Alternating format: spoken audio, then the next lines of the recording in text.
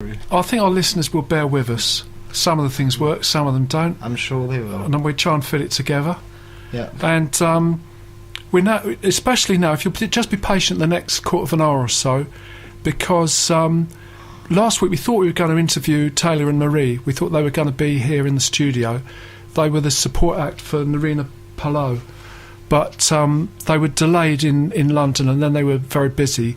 So eventually I did interview Jodie Marie for about 10 minutes, right, just before their performance, really, about 6:30 in the evening.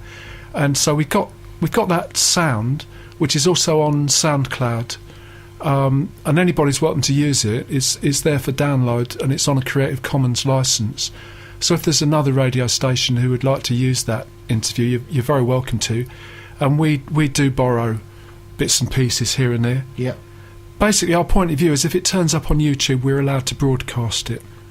That's what we think. Yes. Unless anybody otherwise tells us that we're not. Yeah. Then we're going to carry on. We'll carry on like that. We think that's a normal sort of practice. So this interview, I've split the interview up into about 4 sections, and we're going to try and drop in some music as it goes along. But there may be the odd pause because it's all coming off the computer. And sometimes when you do more than one thing, it slows down a little bit. So we'll see how this goes. But I'll just mention on our Twitter page, that's We Not Know, WENOTNO.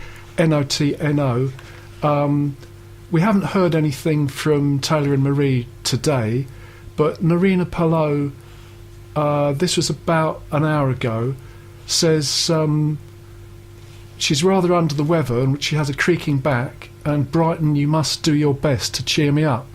So I think the tour has got as far as Brighton. That's all we can tell from the Twitter. So this is the start of the interview, which is running a week late, but we don't mind about that. Just to explain where we are and who you are and what's going on this evening. We're in Exeter, in the Phoenix, and Taylor and Marie, I'm Marie, are supporting Nerina Palou this evening. And the tour is quite a long tour, isn't it? It goes on for about a month, 6 weeks. Yeah, it's quite a long tour, covering all places really. We're also going up to Glasgow. We're playing London and Nottingham, so we're covering a lot of places. So it's exciting, and Sam and I supported Nerina separately before, so it's nice that we can come together as Taylor and Marie to support her. And what's the range of styles that make up the evening? Nerina, I think, is more pop, dance, soul, that sort of area. Yeah. So are you the same as that, or are you complementing that in some way? I guess as soloists, for me and Sam, Sam did the more sort of country folk stuff, and I did the soul, maybe a little bit more poppy, blues stuff. And since Sam and I have come together to make Taylor and Marie, I guess it's more the country folk style that we're doing. It does have influences of blues in there as well, but I think it complements what she's doing, and it's not too similar. It's got that sort of variation between the two acts, but they do go well. But I guess this is a first date, so we've yet to find out. Okay. Well, we can report on that maybe, and other venues can pick up on it, and other radio stations. As it just say, John, I just wanted to say I think it did work very well. Because is that the end of the interview? No. I'm just paused it there because I just said that I would report on that. Okay. So I think because I was quite surprised. I thought Nerina Palou was going to be a lot more pop orientated or even dance orientated than she is.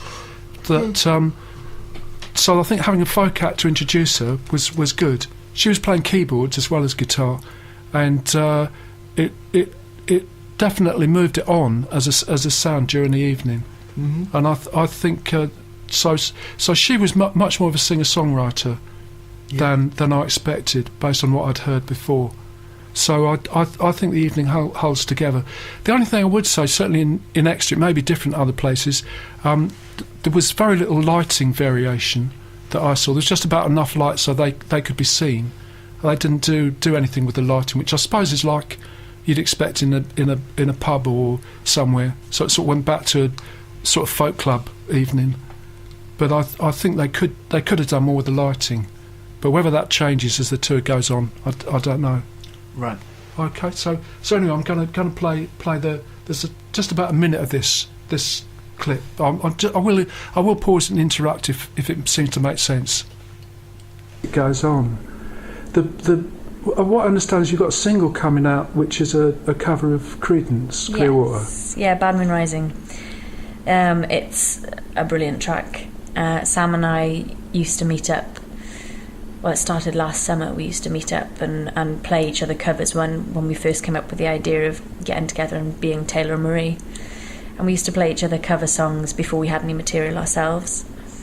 Things like Joan Baez, Bob Dylan, Johnny Cash, June Carter and things like that, Townes Van Zandt. And we played Creedence Clearwater and it just seemed to work, and it was really exciting whenever we played it. So we thought, well, why not record it with our original tracks as well once we'd written our own stuff.